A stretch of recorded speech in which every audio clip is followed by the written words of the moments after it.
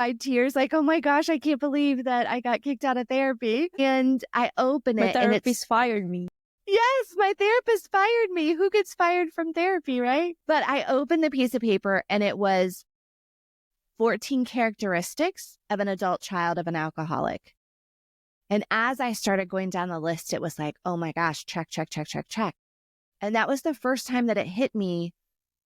Oh, I'm not the only one. I didn't write this list, but it's all of the things that I'm experiencing.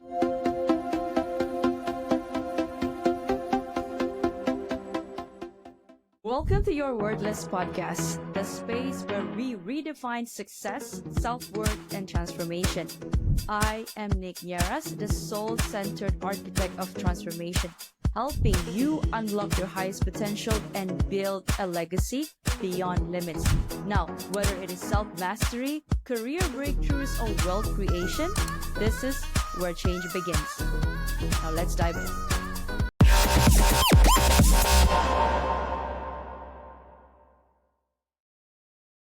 What was it like growing up as a Shannon Bryant? Oh, that's such a good question. So I grew up, my father was an alcoholic and my father was an alcoholic and the environment was very chaotic, violent at times. And we just never knew like what was going to happen. Was he going to be in a good mood? Was he going to be in a bad mood? Was he going to be hungover? Was he going to be drunk?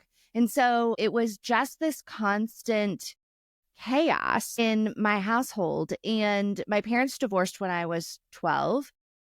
I told my dad at that time, as long as you're drinking, I don't want to have anything to do with you. And, he took that to heart. So I didn't speak to him again really until I was 25. And that was just briefly. And then we didn't have a relationship until the last 3 years of his life. Very recently, we were able to come back together and build this really beautiful relationship. And I'm so thankful that we were able to do that. But that chaos growing up, the relationship with my dad has just been something that has impacted my adult life in every way. So that means 12 years later, then you patch things up with him briefly. And then what's the gap between then and then the last? Yeah. Almost another 20 years. So from the time I was 12 to 25, we didn't speak really. Just had a conversation here or there. And then it was another 20 years after I talked to him then that we, even a little longer, 22 years before we started to have a relationship. Before I was ready to say, oh, okay, you know what? This does bother me. This is affecting me that I don't have this relationship with him and all of the things that happened. And so I finally was able to kind of say, okay, I need to take a look at this. And so we were able to build a beautiful relationship. Lovely. So, Shannon, what is your work? What is your backstory on your career? Yeah. And how did jealousy come into play? Right. Well, so when we go, well, what does one have to do with the other? When most people think of jealousy, and I want to describe the difference between jealousy and envy. So envy is when, we feel like our neighbor has a better house or they drive a better car. And envy is, I want something someone else has. Jealousy is, I'm worried someone will take what I have. So this shows up a lot in romantic relationships, mostly in romantic relationships, and then in some friendships even where people could be jealous in that way. But when you grow up in the type of environment that I did, and so most people who experience this morbid jealousy that I help people with, I help women with, they have some dysfunction in their background. And our attachment styles are formed when we're very young, 0 to 8. And this is just really the way that we attach in a relationship. So I'll use myself as an example. Having a father who was an alcoholic, I mentioned, sometimes love felt really good and sometimes love was scary and it didn't feel good. And not having that relationship with my dad, I always had this fear of abandonment, fear of betrayal because he would promise to, show up and then he didn't. And I started to tell myself this story, which is what we do as young children when we really can't make sense of things. We don't have the same kind of logical thinking we do as adults. We don't have the same reasoning. We don't have the same resources. So we typically will make things that we can't understand, we make them about ourselves. And so what I said was, my dad doesn't love me, because I couldn't understand why he would continue to choose alcohol. I didn't understand it being a disease. I didn't understand that, potentially he has a history that led him to alcohol and he really struggled with it. So I would tell myself he doesn't love me. And then as I grew up and I continued to tell this story, I must not be worthy of love. So then I would get into relationships, sometimes with perfectly fine people, but I would ruin it because I was jealous. In my relationship, I would get really insecure and jealous. I was always afraid they were going to leave me. They were going to cheat on me. And I had some proof because I was also in relationships with some not so great men who did cheat on me, who didn't treat me well. And sometimes I stayed way too long in those relationships because of my insecurity. So this was something that I battled with constantly. And I was talking to a women's ACA group, just sharing my story, what it was like to grow up with a father who was an alcoholic. And I talked about my jealousy and how it continued to show up over and over and over again in my relationships until started digging in and figuring out, okay, what's at the root of this? End of that talk, all these hands went up and women were saying, oh my gosh, I can't believe you were talking about that. I can't believe you admitted that you went through your, partner's phone and their text message and that you were tracking him. All the stuff we don't want to say that we have done. We were talking about it. And for the first time, they were able to go, oh my gosh, I feel that way too. I have done those things too. And I don't know how to stop feeling jealous and insecure. So I started the podcast. No. And from there, yeah. Yeah. Oh, you started the podcast from there. Okay. And then? Yeah, I started the podcast from there and was overwhelmed by the amount of women who reached out and went, thank you so much. I thought I was the only person. I can't believe you're saying these things out loud. And how do I stop being jealous in relationships? So I also have one-on-one coaching that I offer. I offer a group boot camp to help people out and courses as well. So that all falls under the Top Self company. There's so much to unpack, Shannon. Like, number one, I was gonna ask you, how did the relationship of your father played out in the relationship? How did it connect between your father and you feeling insecure with your, then partners? Hi, I'm Nick Nieras, your host of the Your Worthless podcast. Now, if these real raw stories hit home, don't wait. Please follow, like, and subscribe my Spotify and YouTube. For bite-sized inspirational reels, follow me on Instagram, TikTok, and LinkedIn. Don't wait. Your transformation starts today. Thank you, and bye for now. Right. Yeah. Well, when you start to tell yourself those stories, which we all do, kind of going back to when I was a kid and I would say, oh, he must not love me. He doesn't love me. Well, whose dad doesn't love them must be unlovable. I must be unworthy of love. And when you feel like you're unworthy, when you feel like you're unlovable, it's really hard to be in relationship. The other part of that too was I grew up in chaos. As much as I hated it as a child, that became my subconscious programming. That became my comfort zone for things to be chaotic all the time. So then when I would get in relationships with perfectly healthy people, secure people, and everything was okay. I remember when I was first dating my husband and I was like, there's nothing wrong. There's nothing happening. Everything is fine.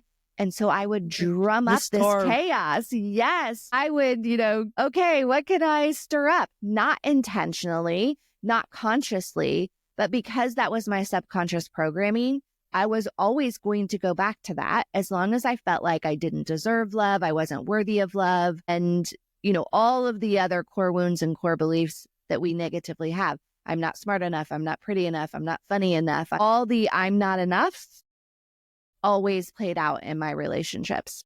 this is my favorite topic too because I do hypnotherapy and the root cause of everything is just most of the issues, they're just the foundations are just three. Number one, you're not lovable. Number one, you're different. And number one, you're not worthy. So if you understand this three core and that all of this are most likely than not related to your childhood, Yeah. Yeah. 0 to 7 or 8. Yeah. And these are the programs that have been conditioned into somebody's subconscious, and that would play out in all of the relationships in their lives, their career, their love life, and the community at large. Now, I want to ask you, Shannon, when did you actually discover or understood that, okay, this is actually basing from my relationship with my dad?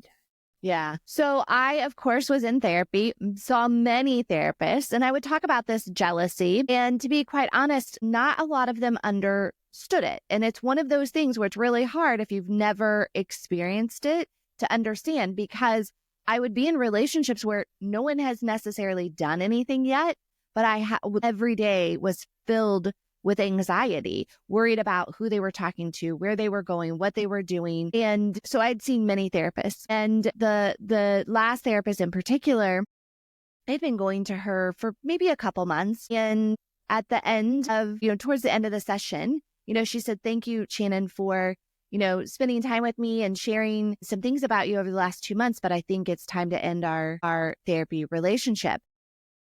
And I was like, "What? Like, here I am going to you for abandonment issues and things like that. And you're kicking me out." I got kicked out of therapy, basically. Why? Yeah. My first question. Right. Well, I had promised. So I would go in and every week I would say, "Okay, I'm not going to be jealous." And we would talk about it. And here's the plan. And here's what you're going to do. And here's what you're going to tell yourself when you're feeling that way. And every week I'd feel completely motivated to do it and felt like I could conquer it. And then I would fail again. The minute, something would happen, I'd see somebody who I thought was a potential threat, my partner, looking at someone, I couldn't do it. So over and over and over again, week after week, I just wasn't making any progress. The best thing that happened though, on my way out, she gave me a folded piece of paper. And I got in my car, wiping it around, my tears, like, "Oh my gosh, I can't believe that I got kicked out of therapy." And I open it, and it's fired you. Yes, my therapist fired me. Who gets fired from therapy, right? But I opened the piece of paper, and it was 14 characteristics of an adult child of an alcoholic. And as I started going down the list, it was like, oh my gosh, check, check, check, check, check. And that was the first time that it hit me. Oh, I'm not the only one. I didn't write this list, but it's all of the things that I'm experiencing. Becoming a podcast host was a natural extension of my second act. And after spending 15 years in the corporate world, I've transitioned to helping individuals overcome challenges like navigating tough relationships, career burnout, and aligning their mission with their soul's calling. By certifying as an RTT hypnotherapist and a lifestyle coach, I've made it my mission to empower people to recreate the life they deserve and building a supportive community through my podcast. Now let me ask, are you facing challenges like struggling to reprogram your mind to attract wealth, weight issues that feel like a constant yo-yo, insomnia or restless nights from daily worries, or just a lack of confidence in public speaking? If the answer is yes, visit www.thenicknyerasholisticlifestyle.com and grab a free hypnosis audio of these common struggles. It's a sneak peek into how my coaching works. Are you feeling shy? Don't be, because I'm as real as it gets. Let's connect on Instagram and LinkedIn and start your transformation today. So there must be other people, because up until that point, I just really thought, this is how I'm made. And there's no changing me. I'm doomed to be this way for the rest of my life. And I don't know what it is that's wrong. So that's when I really started to investigate, knowing that if there were other people that were experiencing these things on this list, same as me, then there also must be a solution. And so that's when I, started going down this track, and then eventually learning about attachment theory and asking questions. And I think for anyone who's struggling with anything that's just been kind of poking at you for a while, especially things where we can go, oh, I have felt this way for the last 5 years or 10 years, or in some people's cases, 30 years, get curious about it. Why am I feeling this way? Why does this keep happening? Or what is causing? And that's kind of my biggest, maybe not why, but what is causing? Because sometimes when we say why, we get some not truthful answers back to that question. So That's I right. think better to say, what is causing me to habitually do this thing? What is causing me to feel anxiety every day? And then really start to get curious about it. I love the part when you said the anxiety. It's because whenever you feel, or it's almost like you're manifesting it.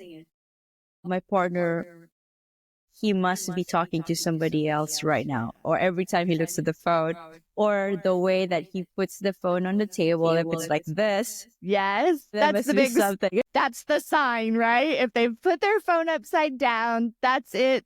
Yeah.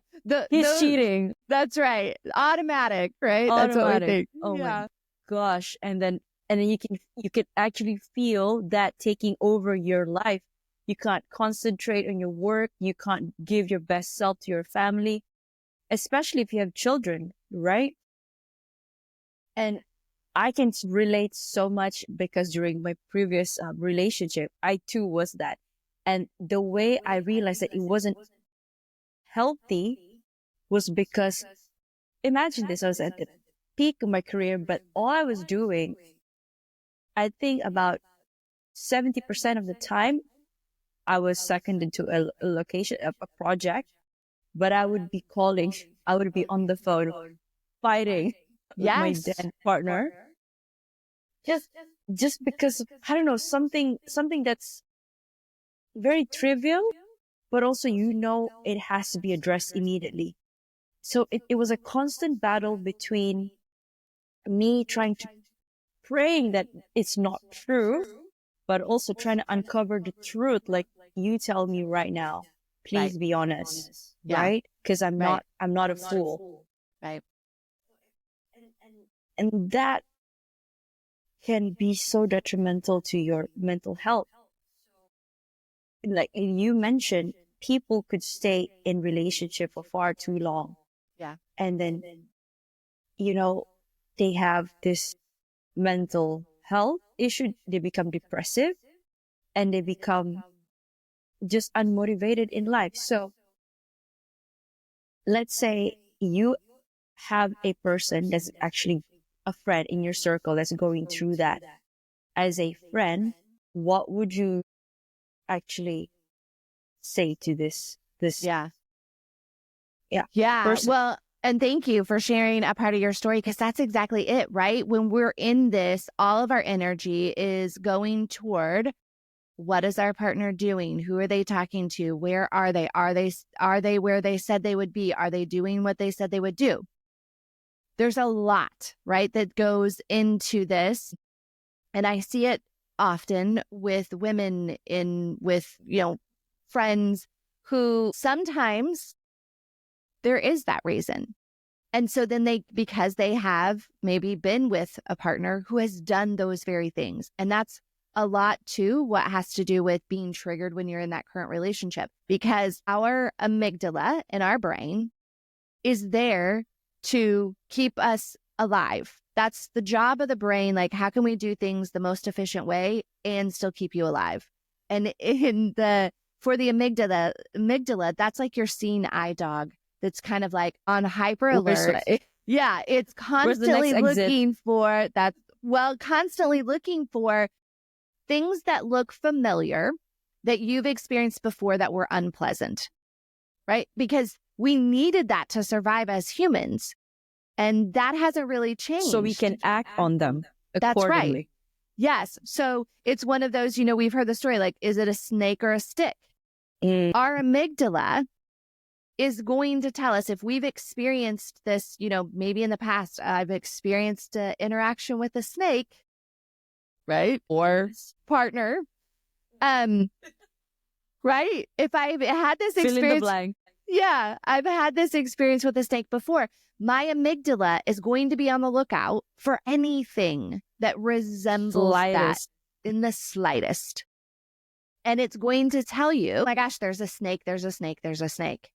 And it immediately sends all of the signals to your body, as it should, to get to safety, to protect yourself. And so this is a lot of times when someone says they're triggered in relationships, and you mentioned about the phone being placed face down. That is a big trigger for some people. And that is because previous partners may have cheated via phone, text message. They may have found text messages, or maybe it was social media and they saw it on their phone. So they're connecting the dots. So their amygdala now is on hyper alert about the phone. And it's going to send, when you see that, you're going to get all of those same feelings like it's a snake. Your heart rate's going to increase. Your stomach's going to feel like it's in knots. Maybe you have a lump in your throat. All of those physical things are going to start to happen because that's the job of the amygdala. Way back when, it was to get us to take cover, to run from the snake, whatever the proper thing is we're supposed to do when there's a snake. And it could just be a snake, right? It could just be. But our cortex and our brain needs time to get that information from the amygdala and process it. But in between there, when the amygdala first gets that signal, it is pushing your body to do something, which is often why we react very quickly. We might make a snarky comment. We might react when we see that phone placed down because our cortex hasn't caught up to process, like, okay, wait a second. I might just be relating this back to a previous time.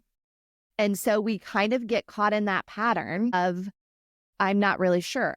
And then if there is something going on with that partner, it reinforces that amygdala even stronger to go, yep, see, you were right to signal that to me. You were right to do that. And we'll keep an eye out even more next time. And so we get in this kind of vicious cycle sometimes. Yeah. Just reliving some memories, flashbacks. Yeah. Yeah. And so women, or I'm not just going to, focus on women because men could be the victim too. So individuals who are faced in this predicament, who face this kind of predicament, what options do they have? So this is where, thank you for asking that, because going back to how this really all started. So if we use me again as an example, in my childhood, feeling like I'm unworthy, you touched on, right? Those big core wounds, I'm unworthy, I'm not loved, or, all of those things. Those were formed through what I call the 3 imprint elements. So the way that these patterns of thinking are created that then become habitual thoughts that we have that then, of course, lead to our actions, because all thoughts lead to actions. Thoughts and emotions generate our actions. So it's really starting with these thoughts. And the way that they are patterned or programmed in is through repetition plus emotion. Repetition plus emotion is what programs life's commotion every single time. So there are 3 things: what I witness, what I hear, and what I experience. So as a child, if I constantly witness my father cheating on my mom, right? I'm going to then, this is a pattern, this is a belief that I start to get. If I constantly witness that love is scary, so maybe I'm witnessing abuse as a child, and I see that love is scary, I might then in relationships be what we call a dismissive avoidant attachment, because love is scary to me. I need love and connection because I'm a human being. So all of us need that, but it's super scary to me. So I might get in relationship with someone, and then when it gets serious, I will push them away. So all of these patterns are made the same way, repetition plus emotion.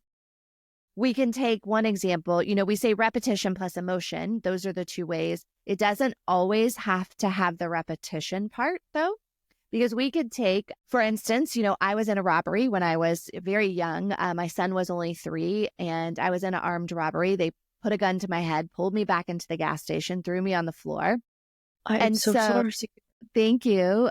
But it didn't, that didn't need to happen twice for me to be a little bit nervous about going to a gas station at dark after that for a very long time, right? Or someone who's in a really bad car wreck. They may have never thought or been worried about driving, and then they're in a very severe car accident, and now they're afraid to drive. Emotion is the big part of it, but repetition plus emotion is typically how these patterns are created in us. So we unprogram them the exact same way. So if one of my core beliefs are I'm not good enough or I'm unworthy, then we take the opposite of that. I am good enough. I am worthy. And we come up with these pieces of evidence where you have proven that, you've shown that in your life. And then these are things that we want to see the image. We want to anchor into that specific situation. And we do this over and over again for a minimum of 21 days, sometimes potentially longer, to help, right, with that thought that we have. Because where a lot of people get hung up, and I'll, this is if you don't hear anything else today, hear this. When a lot of people go to do this work and they feel like, okay, let's take someone who's jealous. I'm not going to be jealous anymore. I'm not going to do it. I'm just going to feel confident. And then just like me, when I was in therapy, something would happen. We'd go to a restaurant. There's a beautiful hostess, and out the window, my confidence went, right? That's it. And now I'm upset. So forever, I would think I'm just not someone who can overcome this. I don't have the right things in me to do it. I'm not smart enough to overcome it. I don't have enough willpower. And I want to say, if you're feeling like that, if you've tried anything over and over and you feel like, oh, I just kept failing, it isn't that. It's that you're doing it from your conscious mind, just saying words to yourself. I'm telling myself I'm going to be more confident. That doesn't work. It only works about 5% of the time. As neuroscience has proved that, our subconscious leads, 95% of all of our actions, right? So you can't do it from the conscious level. But unfortunately, a lot of us don't know that we have to go in and we have to reprogram those beliefs that we have. Otherwise, it's just like a GPS. It's going to continue to route you right back to that same thing every time. How do we reprogram?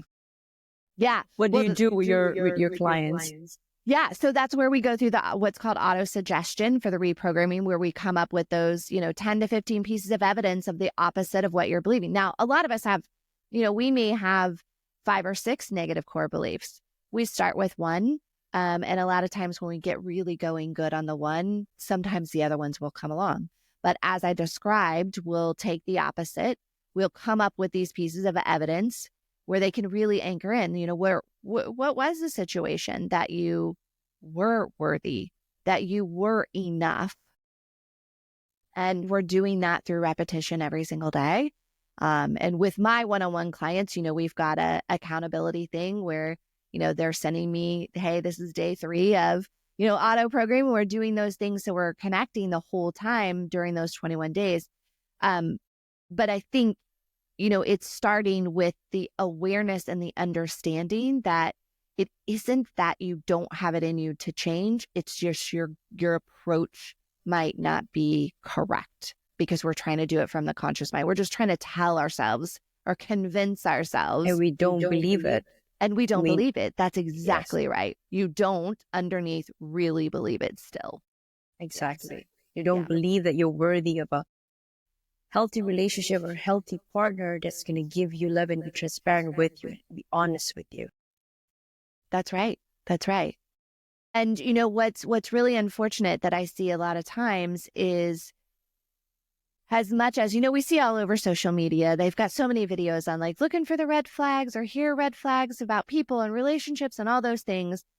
And so this is where a lot of times we get really tripped up because it's like, oh my gosh, we're in relationship. Yeah, check, all these things. But then also, we're in relationship with someone And we're like, man, and then something happens. So let's say that partner does cheat on us. We go, gosh, I don't understand this. Why did this happen again to me? I was very diligent about looking for red flags. I really did question this. I really did think through this.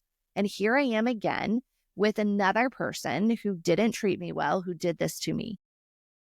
If you've had that happen over and over and over again, it is because even though you feel like you're really diligent in all these things, your subconscious programming, that comfort zone of I'm not good enough, I'm unworthy. Remember mine was the chaos in relationships. That was comfort zone, even though we hated it. So if my comfort zone is I'm not worthy of love, I'm not good enough, I will find men that make sure they keep me in my comfort zone. Oh my God. That's like the most powerful by far. Right? I will always find them that will help me stay myself. There. Exactly. That's exactly. Right. That's right. Yeah. I like that sink in for our listeners. Mm-hmm. So what can you talk to us? What are the attachment theories? What are the wrong 4 quadrants? Yeah. So we can run through them quickly. There's so much with attachment theory. It's almost like it's a whole, and not almost, it is a whole other thing. But there are basically 4 types of attachment styles. Mm-hmm. The first one is secure attachment style. And again, these are typically formed from ages 0 to 8, back to, talking about we as children don't have we don't process things the same. And so we typically will make up stories about ourselves to make things make sense. Okay. That's how attachment styles are formed, essentially. But we've got secure attachment. So this is probably the adult who grew up in a very healthy family where they could share their thoughts and those thoughts were welcomed. They could, maybe when they wanted for something, there was a very, loving way of that child being able to express themselves and then that being received by their parent or caregiver. And so typically these people will grow up to have very healthy relationships. They know how to set healthy boundaries with romantic partners and at work. So that's secure. And that's, we all say that's the goal, right? The goal is to get to that. Yeah, that's ideal. Then we have 3 insecure attachment styles. The first one is the anxious attachment style. And when I say this, I want people to understand, because I think what a lot of times people go is like, when we talk about childhood, like, oh, well, my childhood was fine. My parents didn't do anything wrong. It doesn't have to be that they did something quote unquote wrong, but there was something that affected you, or you absorbed it in a specific way, a story, like you told a story about that event or series of events that could lead to these attachment styles in this way. So for example, I have a client who is anxiously attached, and her mom was a beautiful mother, but she was a single mother. She had to work 2 jobs. So she had to take her to babysitters and other caregivers. And she just longed so much to be with her mom and would cry and couldn't wait, was always anxiously awaiting for her mom to come home. She was worried about her mom all the time, working at night and things like that. So yet I'm going to grow up with kind of this anxious, like, is somebody going to take my mom away from me? Yeah, abandon me or right. And abandonment is the number 1 core wound for an anxiously attached person who has that anxious attachment. So that's their big one. There's a, list, but these people also tend to not have boundaries in relationships, because if I have all they want, love and connection, right? If I set a boundary, that's something that could stand between me and love and connection. So typically these people have no boundaries. These are, and we talked about, this is not just in romantic relationships, it's showing up at work too, because these are typically people pleasers. These are people where you can dump all the work on and they're going to take it and take it and take it and do it and do it and do it, even to the detriment of themselves, where they're stressed and they're overworked and they're overwhelmed, but they don't want to set that healthy boundary. So that's anxiously attached. Then you have the whole opposite side of that, the dismissive avoidant. And I touched on that a little bit earlier. these are typically children who grew up where their voice wasn't heard. So this may be they may have grown up with very avoidant parents, or like your opinion doesn't matter, or you were really ignored as a child. You were kind of that whole, children are to be seen and not heard. That could fall into or put somebody into a dismissive avoidance. So it's kind of like, oh, I'm not really getting the love and care that I need. I'm not feeling like I'm heard. I'm not feeling like I can express myself. So that could tend to dismissive avoidance. These are people who I mentioned earlier, they need love and connection because they're a human being, but it's really scary for them. It doesn't feel good all the time, right? Because love didn't necessarily maybe feel good to them as a child. And so they will get in relationship. And here's the thing, unfortunately, anxiously attached people love to fall in love with dismissive avoidant people, right? Those two are just magnetics for each other, magnetic. So because the anxious person, like, give me love, give me love, give me love, they're very clingy. And the dismissive is like, whoa, chill out. Too much. Yeah. Too much. Give me space. Which then does what to the anxious person who's afraid of being abandoned? They cling more. Give me more. Give me more. They cling more. So that's a really hard dynamic if you're in that situation. That's a hard dynamic. So that's dismissive avoidant. Then we have the last one, which is kind of in between those two. And that's fearful avoidant. So I was fearful avoidant. This is the person that has both, unfortunately, the anxious attachment style characteristics and the avoidant. Because these are people who, I want love, give it to me, give it to me, give it to me. I love love, but it is also scary, right? It's the love feels good and love feels bad. Too much. It can be too much. So sometimes we sabotage our relationships because like, oh, this can be too much. I'm going to run. And sometimes we get clingy. So that person kind of sits in the middle and has, unfortunately, both of those attachment styles. Wow. And most people coming to you, they fall under which style? I would say most of them, two of them really in particular, it's going to be the fearful avoidant, because a lot of times those are people who have the dysfunction in their background, like the major dysfunction, some kind of addiction, I should say. Alcohol addiction, drug addiction, that type of thing when they're growing up, because it's that push, like that love is good and love is bad. So a lot of them are fearful avoidant, and then a lot of them are anxious attached. The one like gimme, gimme, gimme. They have no boundaries, and they will find themselves in a relationship a lot of times with people who will take advantage of them because they don't have any boundaries. They don't set any boundaries. They don't until they're, till it comes to like burn. Yeah. And that's how the fearful avoidant does as well. Like doesn't really set boundaries until they feel like they're being taken advantage of. And then they're very strict with it. They'll set a really hard boundary that then it's extreme. It's extreme, and they usually don't uphold it for very long. Yeah. Whew. Mm-hmm. Okay. Wow. Thank you for breaking the styles down for us and for me. Like I've read about it.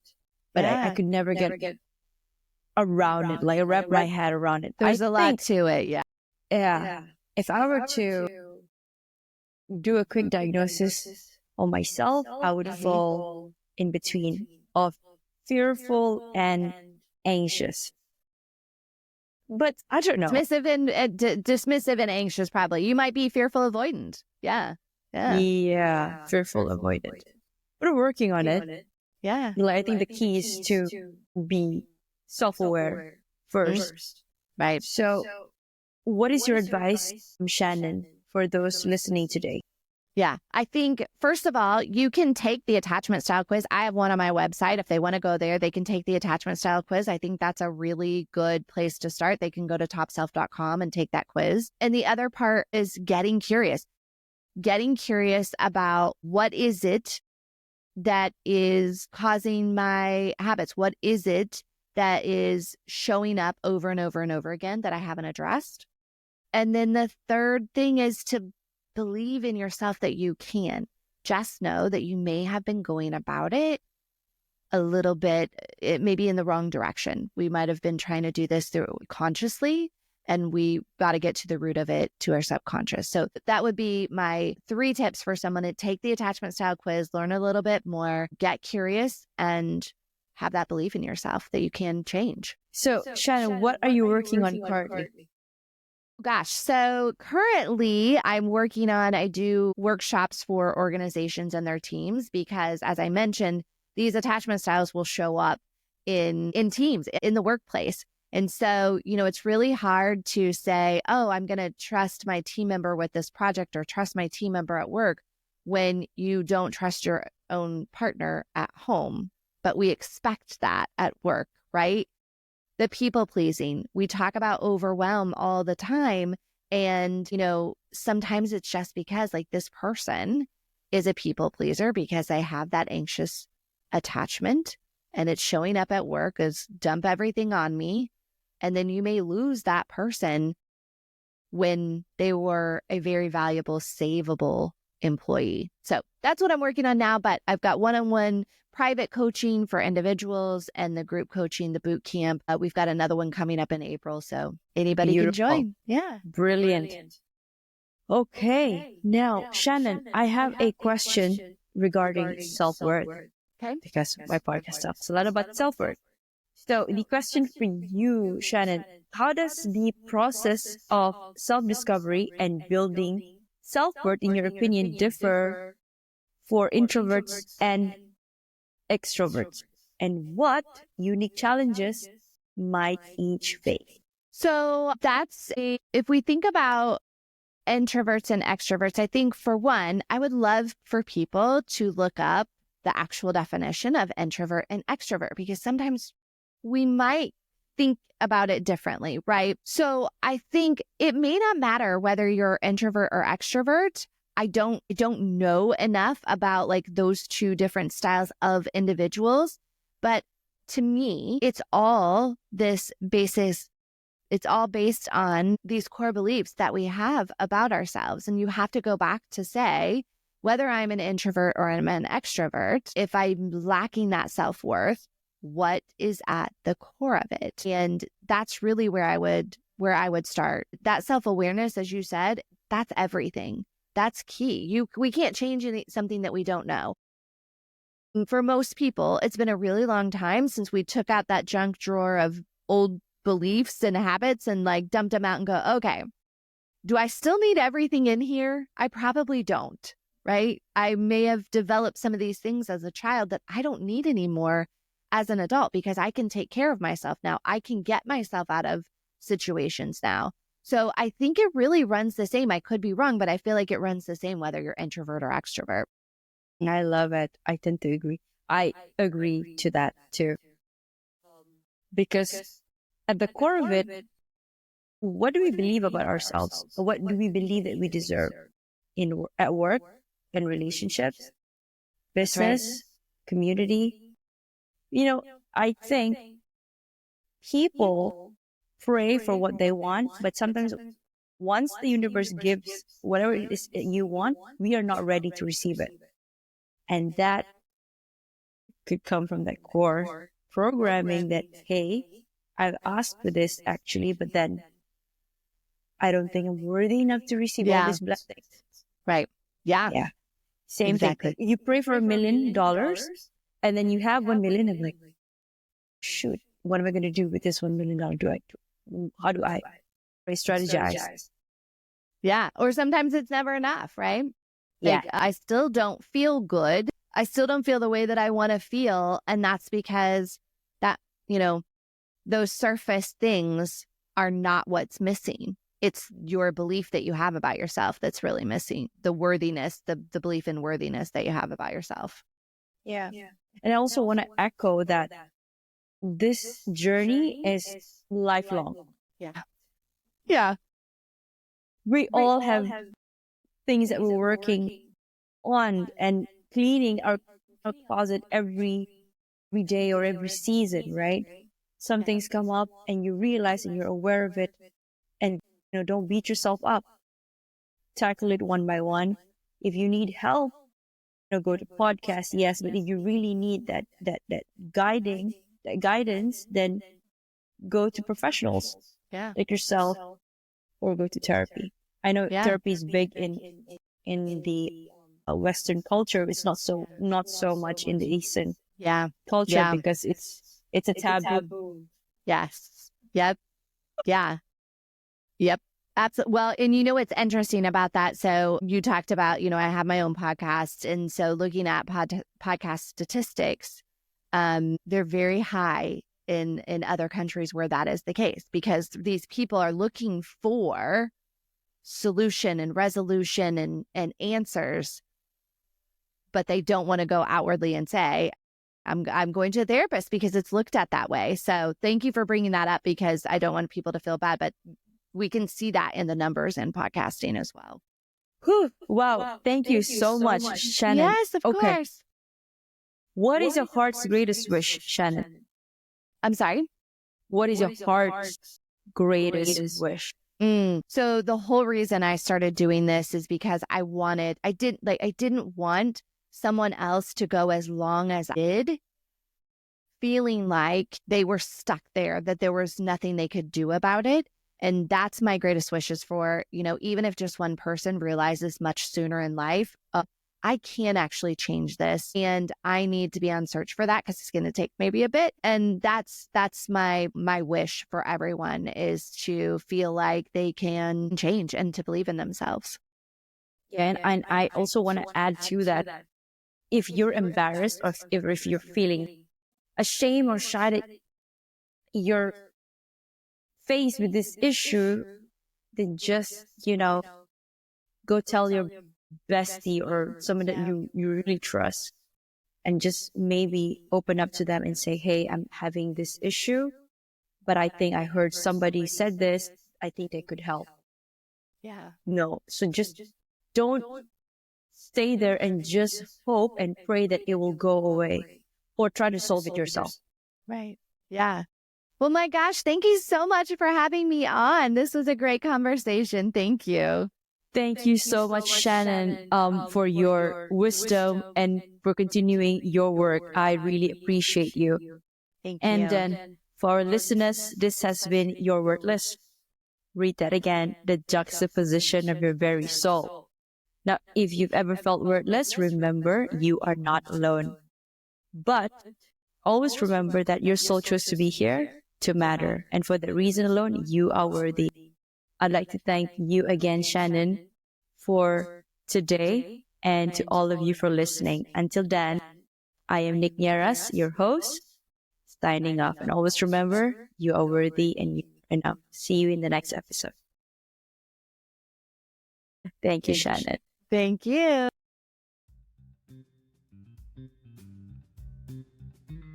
Hi, Shannon. Good morning to you. How are you? Good morning. I'm great. Happy to be here. Thank you so much for saying yes to be interviewed today. I'm so happy to have you on my show. Now, for our listeners and for you, I'd like to introduce myself formally. My name is Nicolette. I am the creator for the podcast titled You're Worthless. Read that again, the juxtaposition of your very soul. Now, the topic for today is, I'm just going to go into it directly, but not now, it's jealousy. So yeah, before that, I'd like to introduce you to our listeners first, and then we can get right into the conversation. So hello everyone, we have Shannon Bryant here with us. Shannon helps women demolish their patterns and dominate their future. As a pattern transformation expert and founder of Top Self, she bridges the gap between attachment theory and real-world transformation, showing women how to recognize and transform patterns that limit their personal and professional lives. Now, she's also a podcaster. Her podcast is named Top Self. Right. And drawing from her experience as a corporate director of learning and development, where she's delivered over 400 learning training programs, brings a unique blend of professional expertise and personal insight to her work. Welcome to the show, Shannon. Thank you so much for having me.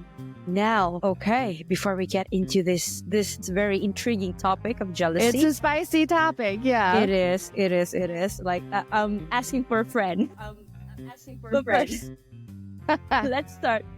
What was it like growing up as a Shannon Bryant? Love this episode? Now, transformation doesn't end here. Head on to @holistic.lifestyle_with_Nick. That is on my Instagram. Or head on to my website, www.holisticlifestyle.com for more info on my coaching framework, which is the Worthy, Authentic, and Abundant Framework, digital guides, and my upcoming events such as retreats and master classes and workshops. Now, I also do intuitive readings where we get to check on your soul path